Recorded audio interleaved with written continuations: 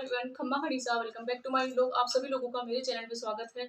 I hope friends आप अपनी पढ़ाई अच्छे से कर रहे होंगे और पूरा मन लगाकर पढ़ाई कर रहे होंगे, ऐसी मैं आपसे उम्मीद करती हूँ। वैसे एक एस्पिरेंट को यही चाहिए कि जहाँ पर भी वो स्टडी करे ना, तो वहाँ पर शांति का माहौल हो और आसपास कोई डिस्टर्ब करने वाला ना हो, तो पढ़ाई बहुत अच्छे से होती है। एक मेरे पास में कमेंट भी आया था कि मैम आप तो आपके पास में तो सारी फैसिलिटी है कि आपके पास में चेयर है और टेबल है जहाँ पर बुक रख के आप पढ़ सकते हो। हम गांव में रहते हैं, वहाँ ये सारी सुविधाएं नहीं है, तो हम कैसे पढ़ाई करें। तो बस आपको यही कहना चाहती हूँ कि ये तो मैं मानती हूँ कि हर एक एस्पिरेंट की लाइफ सेम नहीं होती है, लेकिन फिर भी मैंने आपको आज बताया है कि ये जो स्टडी टेबल आप देख रहे हैं, इससे भी पढ़ाई कर सकते हैं और ये 250 की आती है। नीचे बैठ के पढ़ाई कर सकते हैं और आज मैं भी अपना ब्लॉग नीचे बैठ कर ही शूट कर रही हूँ। तो स्टडी टेबल किसी काम की नहीं है, यहाँ पर मैं बैठ ही नहीं पा रही हूँ, इसलिए मैंने अपना थोड़ा स्टडी का रूम चेंज किया है। यहाँ से पलंग वगैरह था उसको बाहर निकाला है और साथ में मैंने अपने जो भी मेरी चटाई वगैरह बिछा के मैं यहाँ पर नीचे बैठ के आराम से पढ़ाई कर सकती हूँ। तो फ्रेंड्स फाइनली आपको देना चाहूंगी कुछ कमेंट्स के जवाब।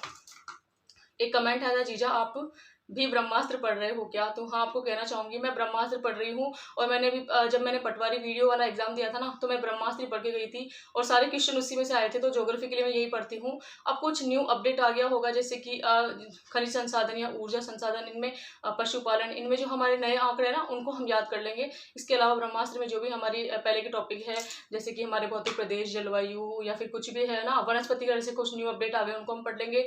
इसीलिए रोहित सर की बुक मुझे बहुत अच्छी लगती है। एक कमेंट आया था, मैम ये रोहित सर की बुक है क्या? हाँ, ये रोहित सर की बुक है, जिन्होंने ब्रह्मास्त्र वाली उनकी बुक है। तो देखने में ज्यादा मोटी भी नहीं है ये और साथ में आराम से क्लियर भी हो जाएगी। तो राजस्थान की ज्योग्राफी के लिए मैं यही पढ़ती हूँ। साथ में मेरे पास में नाथ पब्लिकेशन की बुक भी है, बिल्कुल न्यू अपडेट, जिसमें कि हम कुछ आंकड़े वगैरह है वो देख लेंगे। हाँ, वनस्पति के या फिर खनिज के, ऊर्जा संसाधन इनके कि कितने क्या इनमें चेंजेस हुए हैं। और बाकी हम रोहित सर की बुक पढ़ सकते हैं ज्योग्राफी के लिए। मैं भी रोहित सर की बुक ही पढ़ती हूँ, जैसे कि भौतिक प्रदेश वाला टॉपिक हो गया या जलवायु वाला हो गया, और भी बहुत सारे टॉपिक है उनके अंदर, पर्यटन वगैरह सब मैं उसमें से पढ़ लेती हूँ।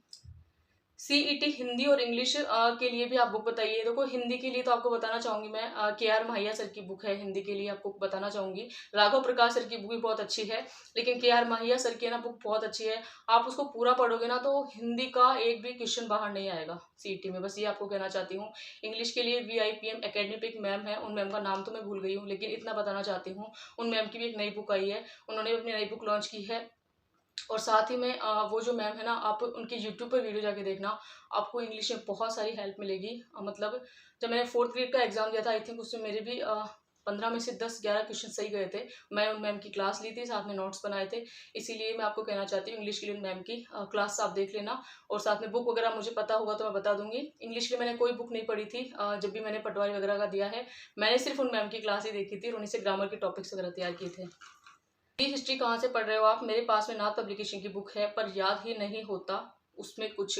तो देखो, ऐसा है कि नाथ पब्लिकेशन की बुक हो चाहे कोई भी बुक हो, बुक अपने आप में बेस्ट होती है।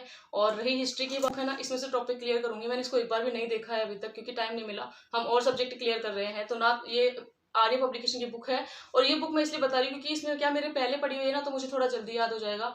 तो जो टॉपिक हमारे आएंगे वो टॉपिक पढ़ूंगी। ऐसे तो बहुत मोटी बुक है, आप देख सकते हैं, ये तो बहुत मोटी बुक है, लेकिन जो टॉपिक हमारे आएंगे ना, बस वही बुक मैं पढ़ूंगी। आज की सुगम बुक है मेरे पास में, सुगम की बुक है। तो इसमें पेज संख्या आपको बताऊं तो 224 है, और ये वाली बुक है, ये भी बुक आप पढ़ सकते हैं। तो मेरे पास में सुगम वाली बुक है। आप लेकिन बुक चेंज मत करना, आप नाथ पब्लिकेशन की बुक बहुत अच्छी है, आप उसमें से मैटर तैयार कीजिए और धीरे धीरे उनको टॉपिक को कंप्लीट कीजिए। तो हिस्ट्री वाली बुक है, तो इसमें ये थोड़ी पतली बुक है, 224 पेज की है, और थोड़ा मुझे डीपली पढ़ना होगा तो मैं उस बुक से पढ़ लूंगी। एक कमेंट आया था लेट कर पढ़ना। हाँ, जब मैंने बताया था कि हाँ मुझे बहुत ज़्यादा फिजिकल प्रॉब्लम हो रही है, तो एक कमेंट भी आया था लेट कर पढ़ना। हाँ, तो बस मैं लेट कर पढ़ने से रेस्ट आराम बहुत मिलता है हमें, लेकिन लेट कर पढ़ने से क्या थोड़ा याद नहीं होता है। तो बस वही है कि जब मुझे रेस्ट करना होता है तो मैं थोड़ा लेट जाती हूँ, और बाकी मैं चल के पढ़ लेती हूँ, थोड़ी देर बैठ के पढ़ लेती हूँ। इस तरह से थोड़ा अपना टाइम मैनेज कर रही हूँ मैं। और मैं 16 घंटे अगर डेली दूँ तो हो सकता है क्या? तो आपको मैं कहना चाहूँगी, देखो सिलेक्शन होना नहीं होना हमें कुछ पता नहीं होता है, तो फिर ये आपके माइंड में बात आनी नहीं चाहिए कि मेरा सिलेक्शन हो जाएगा क्या। हाँ, आप ऐसा कर सकते हैं कि हाँ कि दी अगर मैं 16 घंटे मेहनत करूँ, है ना, तो इससे आपको बहुत ज़्यादा सकारात्मक ऊर्जा आपके अंदर मिलेगी, आपको बहुत कुछ याद होगा, आपकी डेली कंसिस्टेंसी बनेगी। हो सकता है आपका सिलेक्शन भी हो जाए, लेकिन बिल्कुल डेफिनेट मैं आपको नहीं कहूँगी इससे सिलेक्शन हो जाएगा, क्योंकि सिलेक्शन होना और नहीं होना हमें खुद को ही पता नहीं है, तो हम किसी और को क्यों श्योर करें कि हाँ सिलेक्शन हो जाएगा हमारा। तो ऐसा कुछ भी नहीं है। लेकिन आप 16 घंटे दे रहे हो ना, ये बहुत बेस्ट डिसीजन है। लेकिन इस तरह से आप ऐसे मत करना कि सिर्फ 2-3 दिन आप 16 घंटे दो, उसके बाद में कई दिनों तक आप रेस्ट करो, फिर आप पूरा पढ़ाई नहीं कर पाओ, पढ़ाई से ध्यान हट जाए। इससे अच्छा तो ये है कि हम कम टाइम दें लेकिन रेगुलर पढ़ें। मान लो आप डेली के 10 घंटे दे रहे हो, तो उन 10 घंटों को इस तरह से आप मैनेज करो कि रेगुलर आप 10 घंटे पढ़ाई कर सको और आप साथ में आपकी नींद वगैरह भी प्रॉपर पूरी हो सके।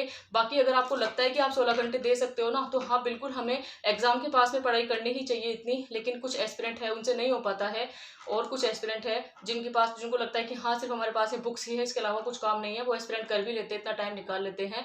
तो टाइम निकालना बुरी बात नहीं है, लेकिन उस टाइम को डेली कंसिस्टेंसी नियमितता से बनाए रखना बहुत मुश्किल होता है।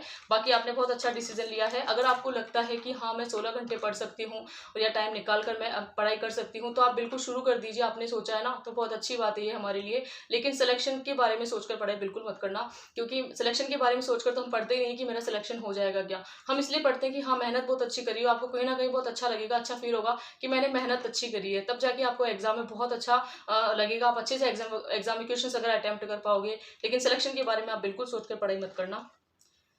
एक कमेंट और आया था कि 16 घंटे नहीं होगा बहन, 12 घंटे ही हो सकते हैं अगर डेली करो तो। बाकी इस तरह से आप करोगे तो सिर्फ 2 दिन ही कर पाओगे। हाँ बिल्कुल सही बात है इस तरह से, क्योंकि हम बहुत कठोर वाले टारगेट बना लेते हैं, हार्ड वाले, और फिर जब उनको हम 4-5 दिन पूरा कर पाएँ उसके बाद में हमारी तबीयत वगैरह खराब हो जाए, तो ऐसा डिसीजन हमें नहीं लेना है। बाकी कुछ एस्पिरेंट होते हैं जो मैनेज कर लेते हैं, उनको मैं कहना चाहूँगी आप जरूर इतने टाइम दीजिए। लेकिन जो मैनेज नहीं कर पाते हैं ना, उनको जी से चोरी करने की कोई जरूरत नहीं है। हम जितना टाइम दे रहे हैं ना, वो हमारे अंदर बेस्ट है, हमारे लिए बेस्ट है। हमको ये नहीं लगना चाहिए कि हाँ हमने टाइम कम दिया है या फिर हमारे मेहनत में हमने कोई कमी रख दी है, बस इस तरह से हमें नहीं करना है।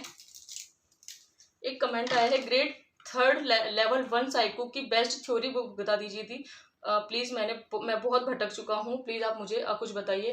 तो बस यही कहना चाहूँगी, देखो सबसे पहली बात है जो धीर सिंह धावाई सर की है अपनी पब्लिकेशन की बुक, वो आपको पढ़ने में बहुत टफ लगेगी, रियली मैं बता रही हूँ आपको। लेकिन उन सर की बुक इतनी अच्छी है ना, उसके बाद में आप जो भी क्वेश्चंस आएंगे ना, उनको अच्छे से अटेम्प्ट कर पाओगे, अपनी समझ बना पाओगे। उनकी थ्योरी बुक पढ़ोगे आप, उनके ऑब्जेक्टिव क्वेश्चंस निकालोगे ना, बहुत अच्छी आपकी साइकोलॉजी हो जाएगी। ये वाली बुक है धीर से, आप देख सकते हैं, रीड में लाई थी बुक, में 2021 में लाई थी, तो अभी तक मैं इसी बुक को पढ़ती हूँ। तो आप देख सकते हैं कि हाँ कितनी इस बुक का क्या हाल हो गया, मैंने इसको कितनी बार पढ़ा होगा।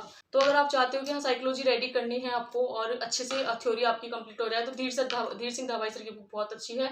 लेवल 1 की बुक भी उन्होंने अलग निकाल रखी होगी, पब्लिश होगी, उनकी बुक भी है ना मार्केट में आ रखी होगी, तो आप वो वाली बुक ला सकते हैं, आपकी थ्योरी अच्छे से क्लियर हो जाएगी उससे। और इसके अलावा आपको अगर थोड़ी ईजी लैंग्वेज में पढ़ना है तो वंदना जादव मैम की ला सकते हैं, वो बुक भी बहुत अच्छी है। तो इस तरह से आप थ्योरी बुक पढ़िए, और एक बार आप पढ़ना शुरू करोगे ना उसको, तो बहुत अच्छी आपको लगने लग जाएगी, आपको साइकोलॉजी समझ में भी आने लग जाएगी। और आप मुझे बिल्कुल आप कंफर्म करना, आज है हमारे टारगेट का डे 18 और हम हमारे टारगेट को इस बार कंप्लीट कर लेंगे। बिल्कुल हमने ना कोई नियमितता तोड़ी है और हर हालात में हमने पढ़ाई की है, कैसे भी सिचुएशन में हम पढ़ाई कर रहे हैं और आगे भी करते रहेंगे। बस आपको ये कहना चाहती हूँ, जो हमने टारगेट बनाया था ना 6 बुक फर्स्ट पेपर की और 5 बुक सेकेंड पेपर की।